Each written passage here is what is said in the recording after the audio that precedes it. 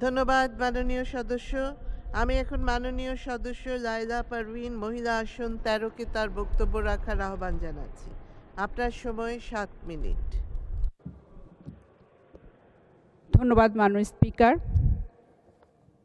এই মহান সংসদে আমাকে জাতীয় বাজেটের উপর 2024 এবং 2025-এর বাজেটের উপর কথা বলবার সুযোগ করে দেওয়ার জন্য আপনাকে অসংখ্য ধন্যবাদ। বক্তব্যের শুরুতেই আমি স্মরণ করছি বাঙালি জাতির রাজনীতির কবি, জাতির পিতা বঙ্গবন্ধু শেখ মুজিবুর রহমানকে। সেই সাথে স্মরণ করছি বঙ্গমাতা বেগম ফজিলাতুন্নেছা সহ তার পরিবারের সকল সদস্য যারা 1975-এর 15ই আগস্ট শহীদ হয়েছিলেন। দুঃখ ভারাক্রান্ত হৃদয়ে স্মরণ করছি 3রা নভেম্বর যে 4 জন জেল হত্যাকাণ্ডের শিকার হয়েছিলেন জাতীয় নেতা, তাদের স্মৃতির প্রতি শ্রদ্ধা নিবেদন করছি। শ্রদ্ধা জানাই মুক্তিযুদ্ধে শহীদ 30 লক্ষ শহীদদের স্মৃতির প্রতি। সেই সাথে শ্রদ্ধা জানাই 2 লক্ষ মা বোনের স্মৃতির প্রতি, যাদের স্নেহের আঁচলে আজ আমরা এখানে দাঁড়িয়ে কথা বলার সুযোগ পাচ্ছি। মাননীয় স্পিকার, আমার নির্বাচনী এলাকা সাতক্ষীরা, সেই সাতক্ষীরা এলাকার বাসীর পক্ষ থেকে মাননীয় প্রধানমন্ত্রী জননেত্রী শেখ হাসিনাকে অসংখ্য ধন্যবাদ এবং কৃতজ্ঞতা জানাই। টেকসই উন্নয়নের পরিক্রমায় স্মার্ট বাংলাদেশের স্বপ্নযাত্রায় মাননীয় অর্থমন্ত্রী আবুল হাসান মাহমুদ আলী মহোদয় যে বাজেট উপস্থাপন করেছেন, সেটি অত্যন্ত সময় উপযোগী এবং জনকল্যাণমুখী একটি বাজেট বলে আমি তাকে অসংখ্য কৃতজ্ঞতা এবং ধন্যবাদ জানাই। মাননীয় স্পিকার, 1975-এর 15ই আগস্ট নারকীয় হত্যাকাণ্ডের পর এ দেশ যখন মহাসংকটে নিমজ্জিত, ঠিক তখনই জাতির পিতার কোন সুযোগ্য কন্যা দেশরত্ন জননেত্রী শেখ হাসিনা মাত্র 5 বছর 9 মাসের মাথায় নিজের জীবনের ঝুঁকি নিয়ে এদেশের মানুষের কাছে ফিরে এসেছিলেন 1981 সালের 17ই মে, যে অন্ধকারের আলোর দিশারি হয়ে তিনি আমাদের মাঝে এসেছিলেন। দেশের বাইরে যখন তিনি গিয়েছিলেন, তখন ঘর ভাড়া, আত্মীয় স্বজন, মা বোন, মা ভাই সবাইকে রেখে চলে গিয়েছিলেন। কিন্তু যখন তিনি ফিরেছিলেন, এসে দেখেছিলেন সারি সারি লাশের স্তূপ।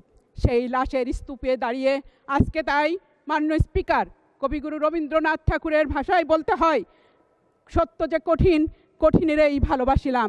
তিনি সেই ব্রতকে বুকে নিয়ে সাধারণ মানুষের কাছে সাধারণ মানুষের ভালোবাসার কাঙাল হয়ে তিনি সাধারণ মানুষের কাছেই থেকেছিলেন। এবং আজকে তিনি নিজের জীবনের সমস্ত সুখ শান্তিকে বিসর্জন দিয়ে সাধারণ মানুষের মাঝেই তিনি তার মা ভাই আত্মীয় স্বজনকে খুঁজে পেয়েছেন।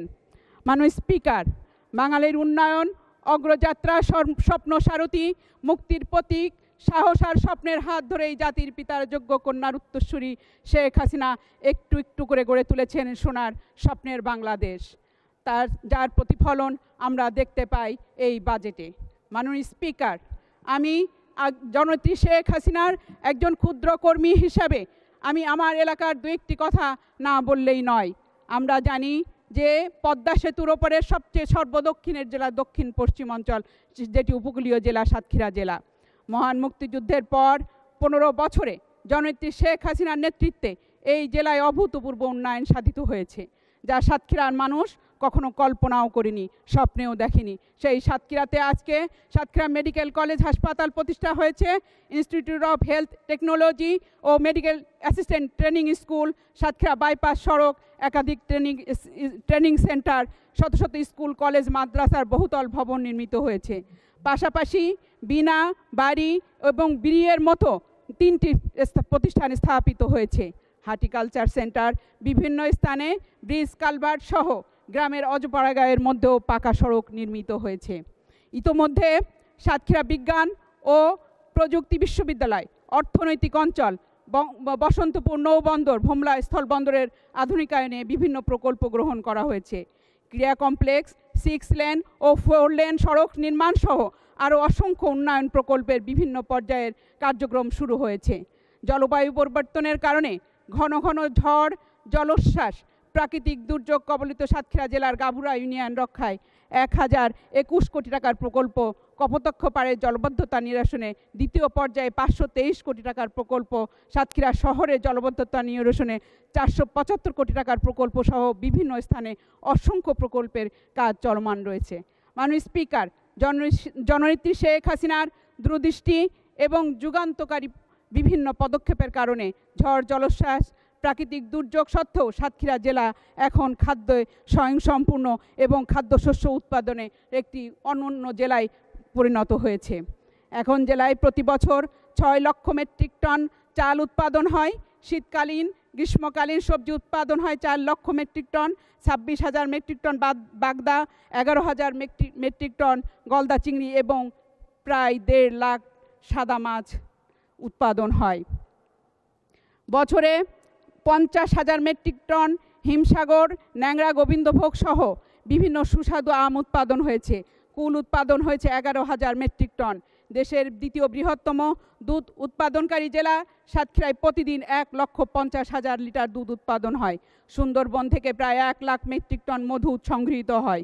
উৎপাদিত এসব খাদ্য সামগ্রীর অর্ধেকেরই বেশি সারা দেশের চাহিদা মেটাচ্ছে। মাননীয় স্পিকার, আপনার মাধ্যমে আমি জননেত্রী শেখ হাসিনা মাননীয় প্রধানমন্ত্রীর দৃষ্টি আকর্ষণ করে বলতে চাই, আমাদের চাষিরা বহু পরিশ্রম করে ফসল ফলিও পরিবহন ব্যয় বেশি হওয়ার কারণে প্রতিযোগিতামূলক বাজারে তারা আজ পিছিয়ে যাচ্ছে। পদ্মা সেতুর ওপরের সবচেয়ে দূরের জেলা সাতক্ষীরা 1 কেজি আম ঢাকায় পাঠাতে প্যাকিং সহ কুরিয়ার খরচ হয় 20 টাকারও বেশি, যেখানে উত্তরবঙ্গ থেকে ট্রেনে 1 কেজি আম পাঠাতে মাত্র 2 টাকা খরচ হয়। বাংলাদেশের স্থল বন্দরগুলোর মধ্যে অন্যতম একটি স্থল বন্দর সাতক্ষীরা ভোমরা স্থল বন্দর, যেটি কলকাতার সবচেয়ে সন্নিকটে এবং যার দূরত্ব মাত্র 86 কিলোমিটার।